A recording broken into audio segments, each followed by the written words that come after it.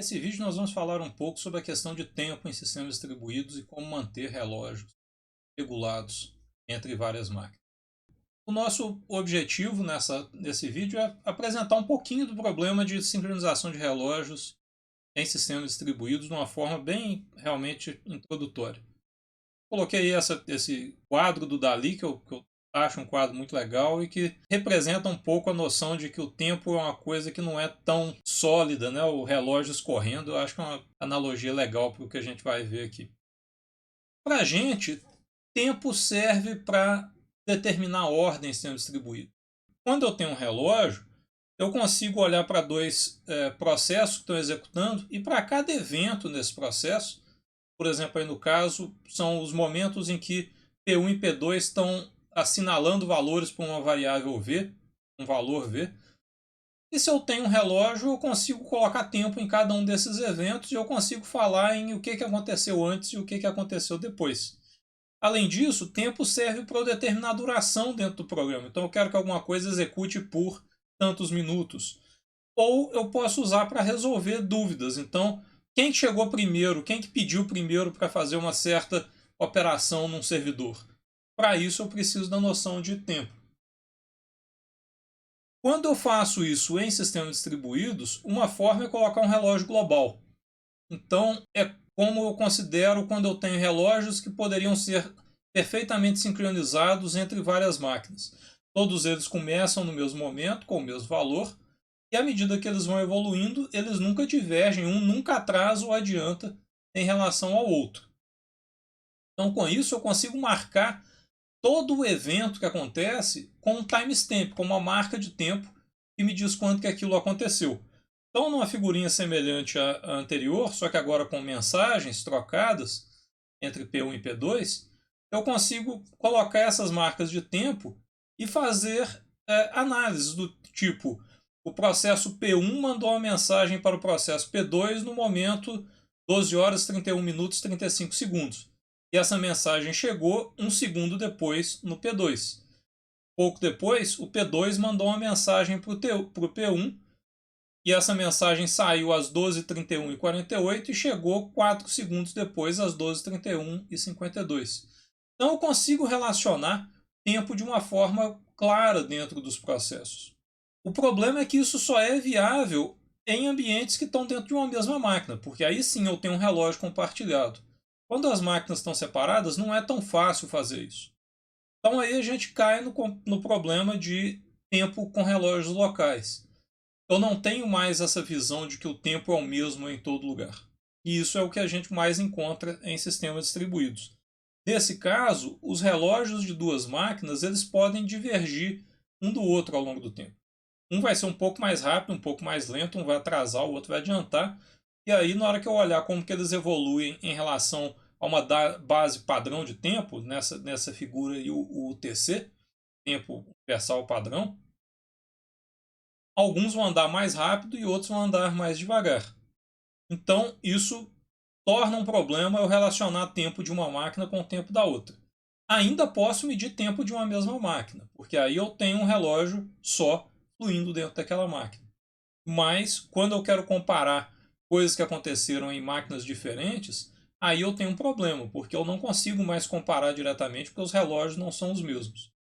Se a gente for olhar aquela figurinha de novo, só que agora considerando que o relógio de P1 e o relógio de P2 evoluem separadamente, eu poderia ter uma situação que nem essa aí. Para P1, P1 mandou uma mensagem para P2 no momento 12 horas 31 minutos e 35 segundos. P2 recebeu essa mensagem, segundo o relógio local dela, às 12 horas 31 minutos e 55 segundos. Quer dizer que se passaram 20 segundos entre envio e recepção.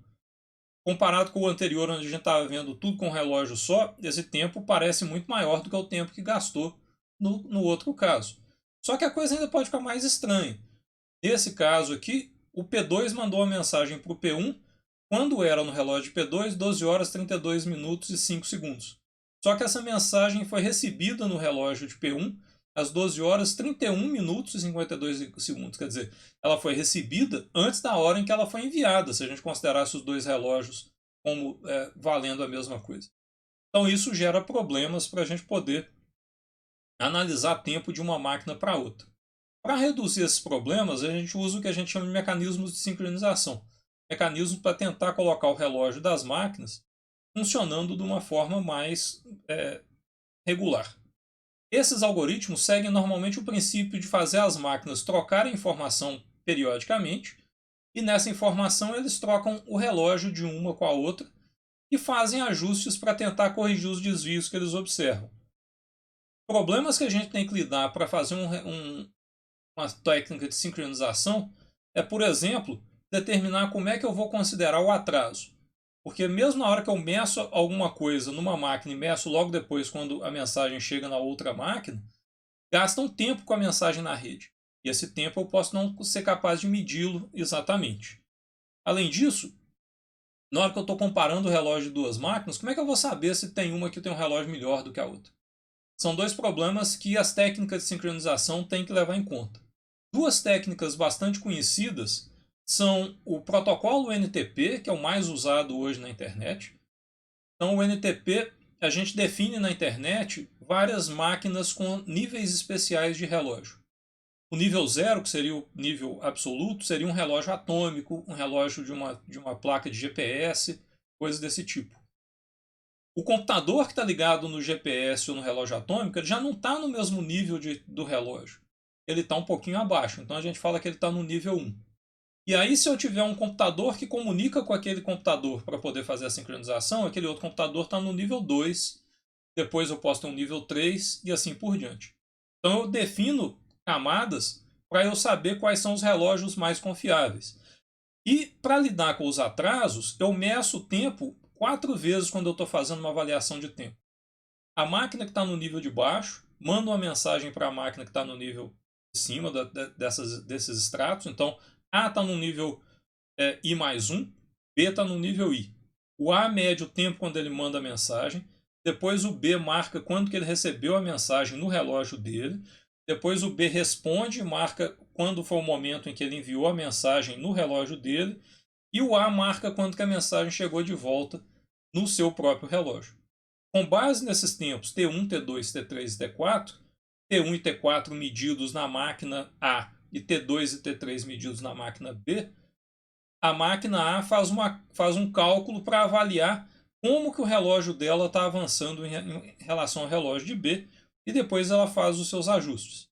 Isso pode parecer cercado de algumas variáveis desconhecidas, mas o fato é que na prática o NTP consegue fazer regulagens bem exatas, na casa de 50 milissegundos entre máquinas.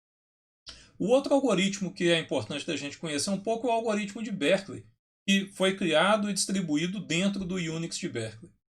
Para ele, a ideia é: eu não tenho um relógio melhor, eu não tenho aquela noção do NTP de que existem relógios de alta qualidade, outros de menos qualidade. Eu tenho um punhado de relógios na minha rede local, mas eu não sei qual que é melhor do que o outro. O que eu quero é simplesmente fazer com que todas as máquinas mantenham os seus relógios semelhantes uns aos outros, que eles sigam o relógio sincronizado entre elas.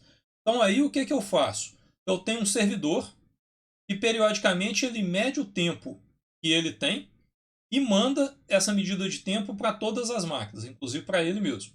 Então, nesse caso aqui, o servidor mediu que eram 3 horas exatas. Ele manda essa informação para as outras duas máquinas que estão na rede, que o relógio delas estava bem diferente nesse caso aí.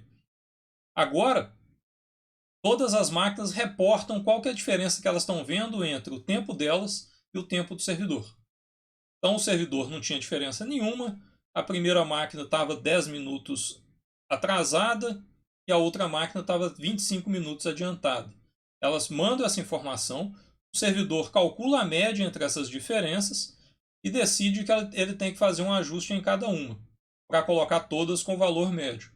Então ele decide que o servidor mesmo tem que adiantar 5 minutos, a primeira máquina tem que avançar o relógio dela em 15 minutos e a segunda máquina tem que atrasar o relógio dela em 20 minutos. Fazendo isso, ele vai mantendo as máquinas com os tempos ajustados. Essas são algumas das formas de fazer. Rede sem fio, que trabalha com sinais de rádio, que tem um alcance que pode variar, tem outras técnicas, por exemplo, para poder fazer ajustes desse tipo. O importante é pensar que o tempo é relativo nesses ambientes. Como a gente viu, relógios podem andar mais rápido e mais devagar em relação uns aos outros. Às vezes o que a gente precisa é só ter uma noção de como o tempo relativo entre as máquinas evolui, quando um evento de uma máquina vai ter um impacto sobre um evento da outra máquina. Para isso a gente considera um conceito de relógios lógicos que a gente vai ver em outros vídeos.